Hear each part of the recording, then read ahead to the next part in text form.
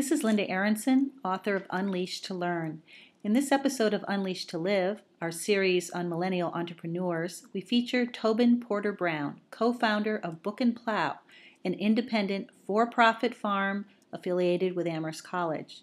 Creating a school farm was a dream of Tobin's that has come to fruition with wide-open possibilities for the future. Listen to Tobin's inspiring journey that all started with a single carrot.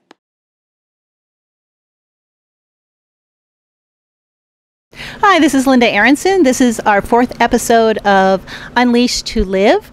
We are here today with Tobin Porter Brown, who is an entrepreneurial farmer and educator at Book and Plow Farm, which is a cooperative venture between Amherst College and Tobin and his partner. So, hello. Linda, it's great to be here. Oh, good.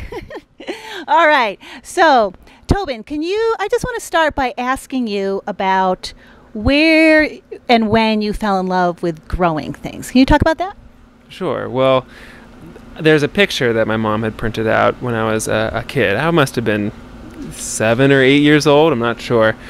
And over the summer, she had encouraged me to start a garden.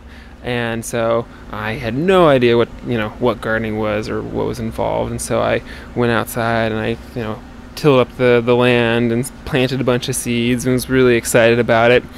And then we went on vacation, and we were gone for about a month. I came back, and it was just this jungle of sunflowers and weeds, mostly weeds, a lot of weeds. Yeah.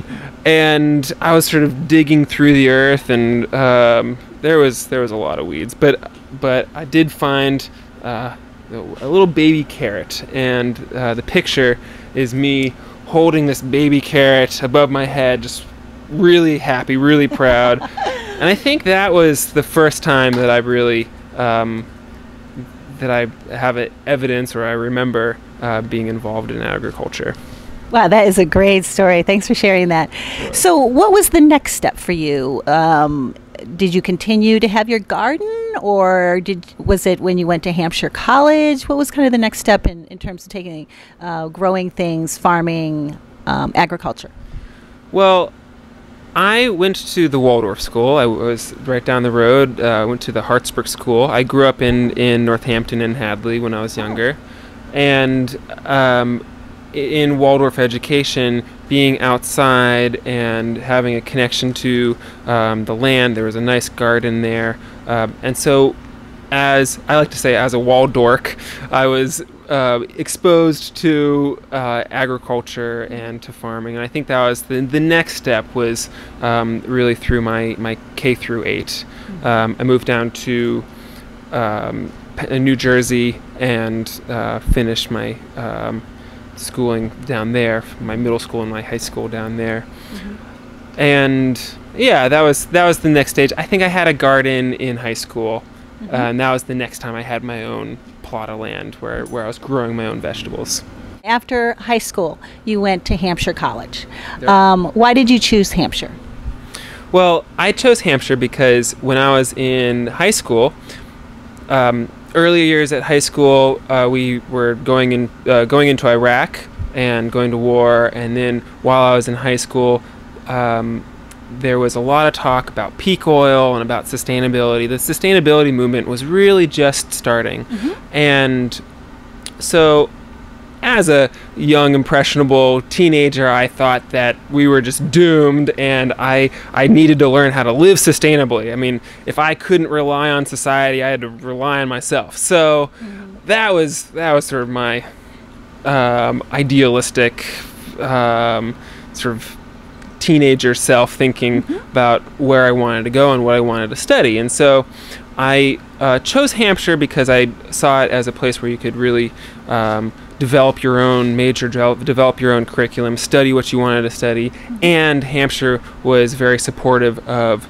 sustainability and sustainable living. And so I went to Hampshire to learn how to grow my own food, build my own house, and develop community. Okay, great. Now, it's my understanding that you did major, it was landscape architect with a emphasis on sustainability. Is that correct? That's what it was. I found a great professor at Hampshire that became my advisor and really dove into architecture, into timber framing, into green design.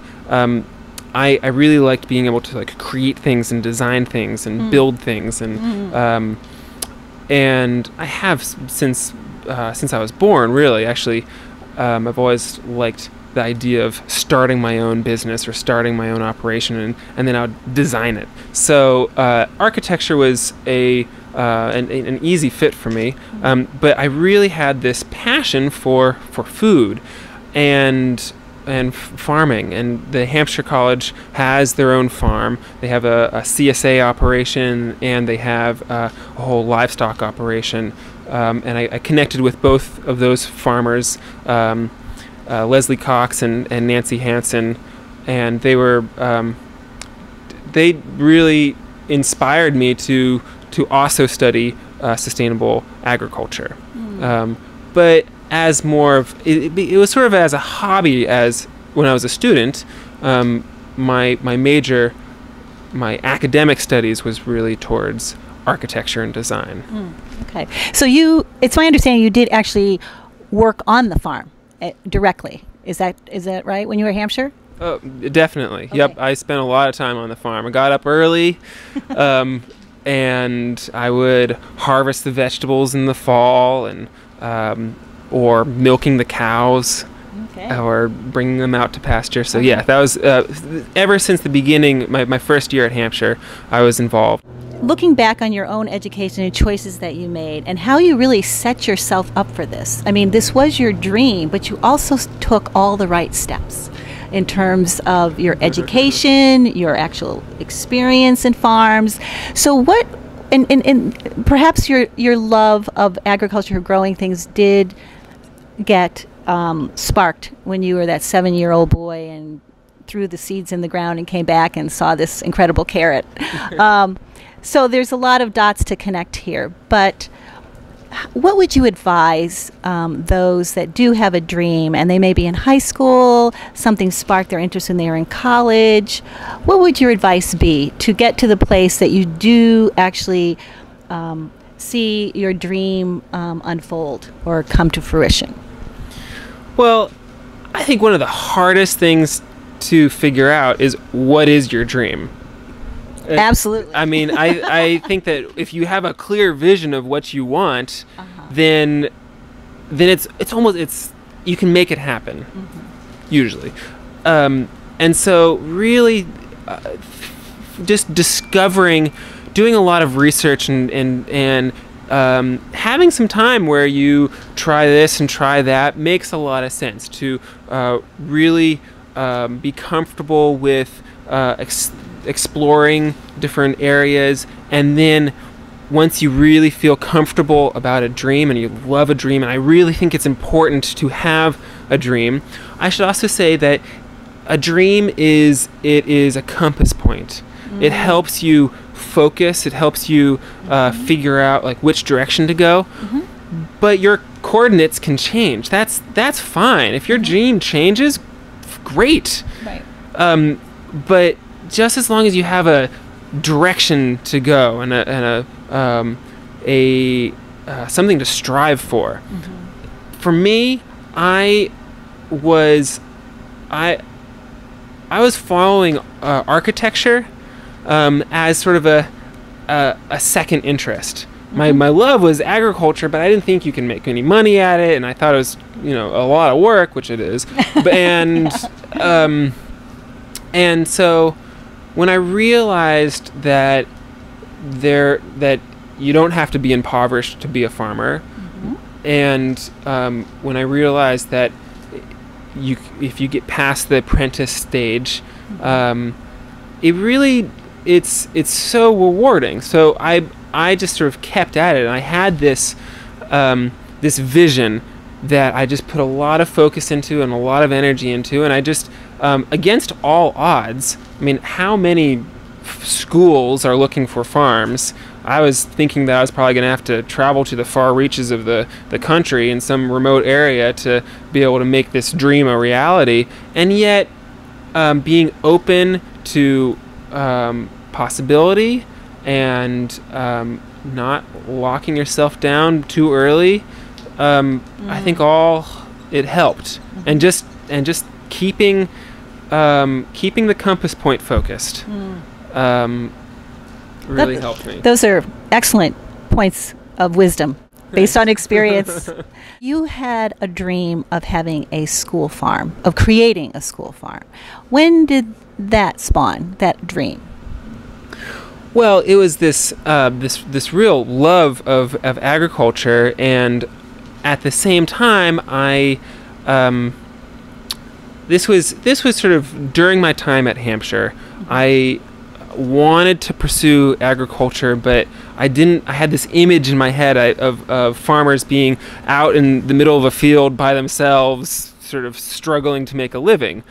And I couldn't connect with that. And so what I really wanted was to be able to have some levels of intellectual conversation and community, and really I wanted community around farming. And so while I was at Hampshire, I had this idea of well, why not try to pursue education and farming? And Leslie and Nancy were both models of that, of running a farm at an educational institution. So that was the first example of this school-farm relationship that I really saw as the answer to what I was looking for.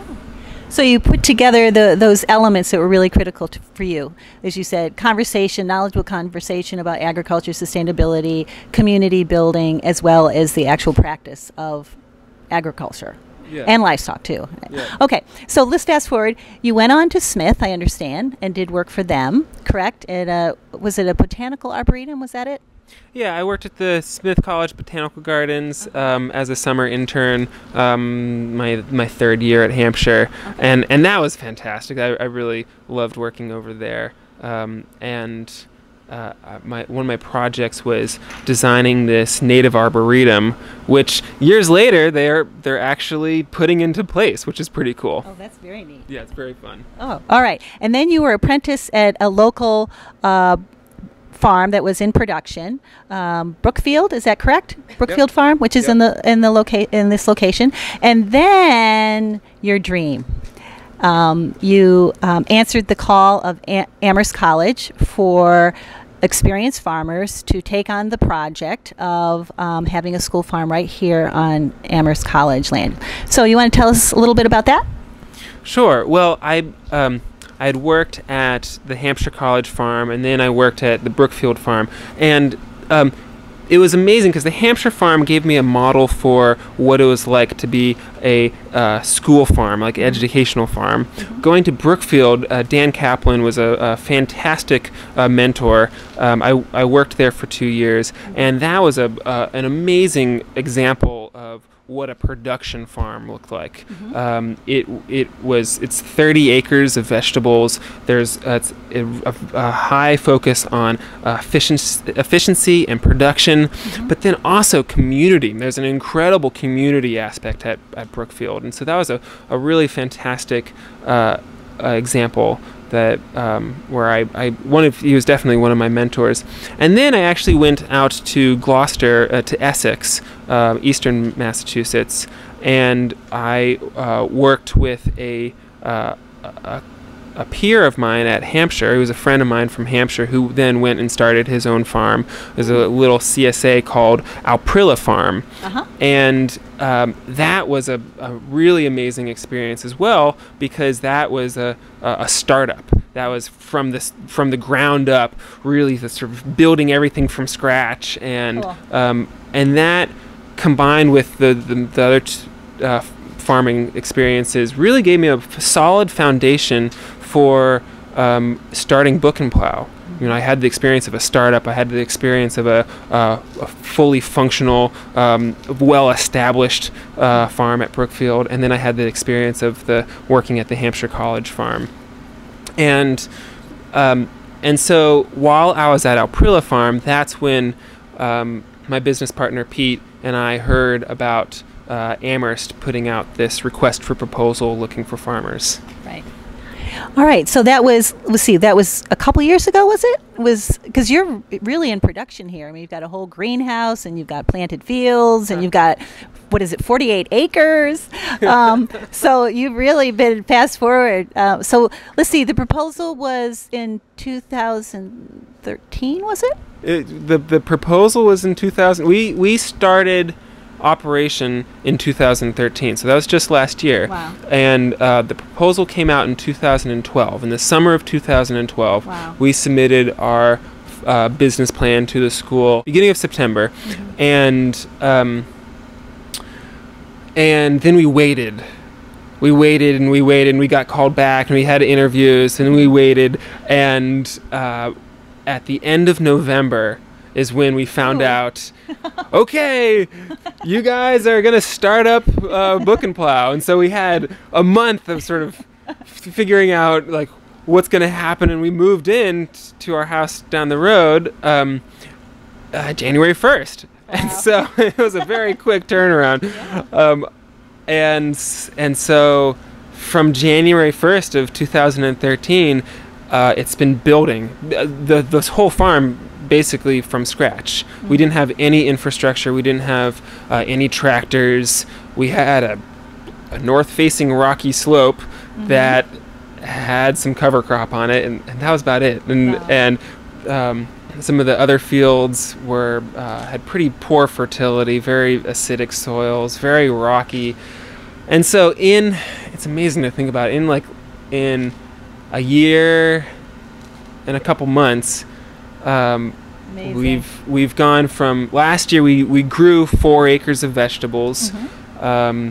And this year we're planning on growing 10 acres of vegetables, so almost tripling our operation. That's amazing. On our second year, which is what I think about that, and it's so amazing and daunting, and I think we're gonna pull it off. Who knows? We'll see. Oh, I'm Come sure. Back at the end of the season. Oh, I'm sure you will.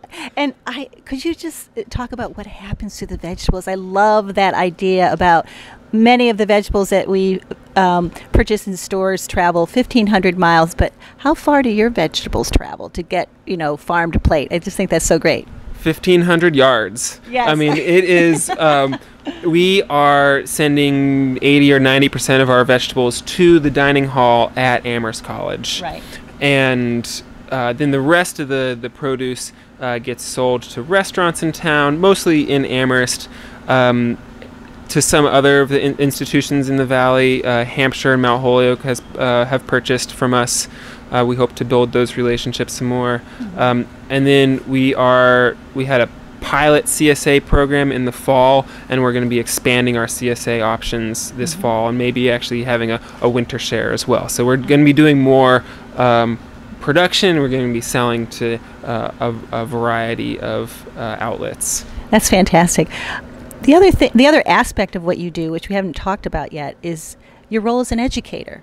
You have groups coming through here, classes, professors, students, college students, high school students. So you really, obviously you're very articulate and, very personable. So I imagine that comes naturally to you. Do you want to talk a little bit about that role and how you see that developing? And obviously it seems like you really enjoy it as well. I do. I really think that there's an amazing synergy that happens when you have a production farm mm-hmm. and this academic institution.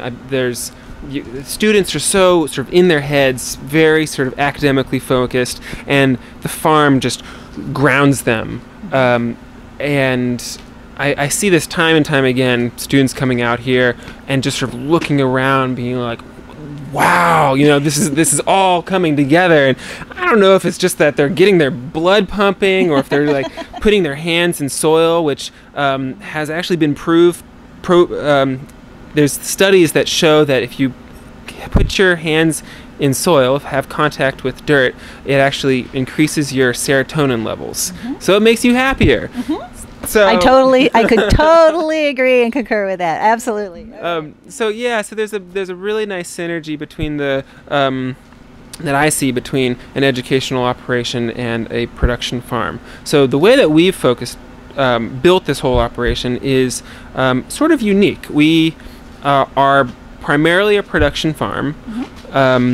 We're in essence an independent operation from Amherst College. Yes. We are not salaried by the school. We are our own entity. Right. But we do provide this educational service to the school. And the way that we sort of figure that out is we charge a small fee for our time. Oh. So primarily we are a production farm, but we have work-study students that are coming from the school. All of our summer interns are from the school. And we have classes coming up here, giving tours to all those classes.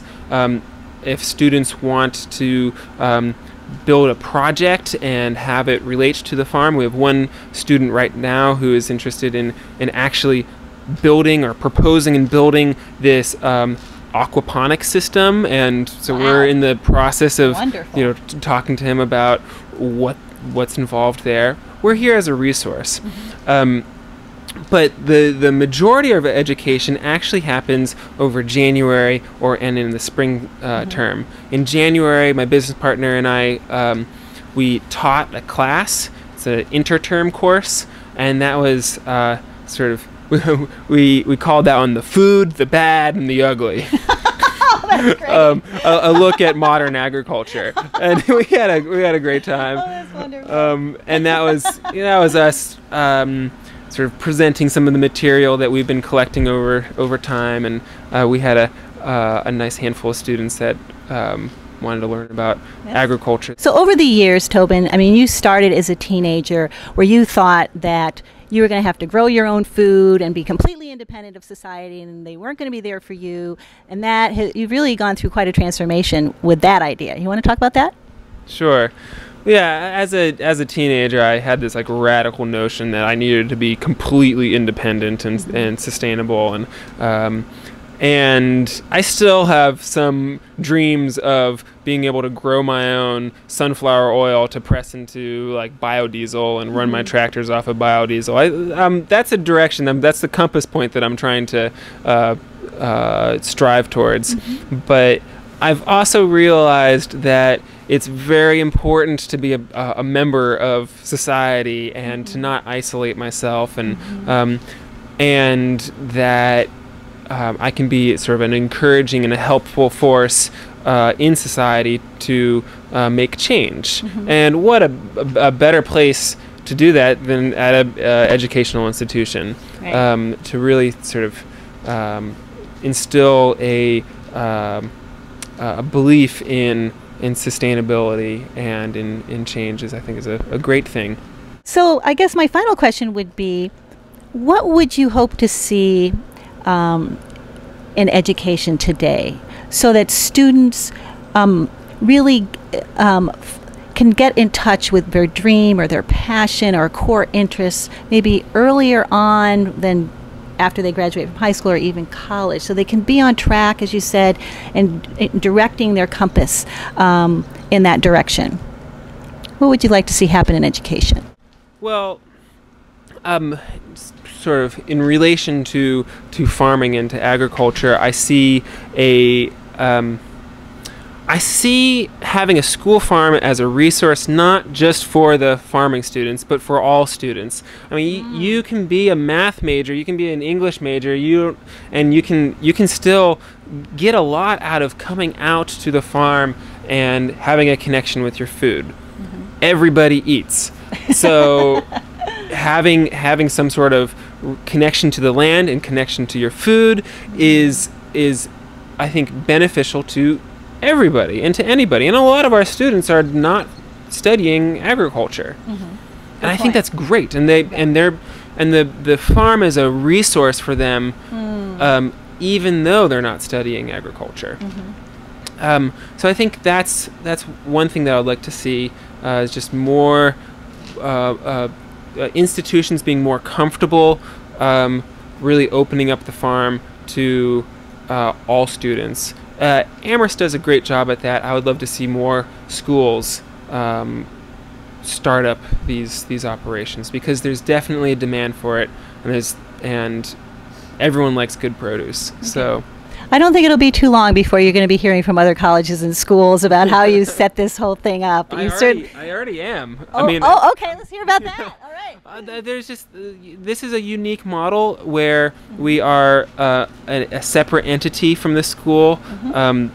There's not very many examples of this type of setup. So we're already getting phone calls being like, So this school wants to start up a farm, but we don't want to have it be a subsidized department of the school. How did you do it? Yeah. Oh, that's exciting. That's so wonderful. Yeah, the school definitely has to be on board and willing to start up support the startup of the farm. But a farm by itself can be self-sustainable.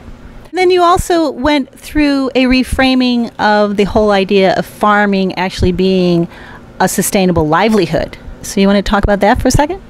Sure. And when I sort of looked at farmers and like that image of farmers being out in their field by themselves with 1,000 acres not making any money is definitely an image that is out there, and in some cases that's a reality. But in most cases, you just have to be a good farmer and a good business person. You have to run a good business. A farm is a business, and unfortunately, or fortunately, I really like it. Farmers have to know how to grow the crops. They have to know how to sell the crops. They have to, run the numbers and figure out what's profitable and what's not. And so farming can be a very profitable enterprise if you do it right. I mean, you just have to. It's a market. You're a business person, and so I think that farming should be something that people pursue. And you can craft it and create it and sort of mold that farm into however you want to see it. Just know that it is a business ultimately, and you're going to have your debts be lower than your income. Right. Well, that's just common. It's pretty common sense. All right. Tobin, thank you so much. You're such a wonderful model for being an entrepreneur and for really transforming our ideas about our whole world and working in community and being an educator. And it's just so inspiring. I'm so excited about what you're doing. And I'm going to look forward to, as I take my walks up your way, just watching all this develop. And again, I thank you so much. So yeah, well, it was a pleasure. Thank you so much. All right.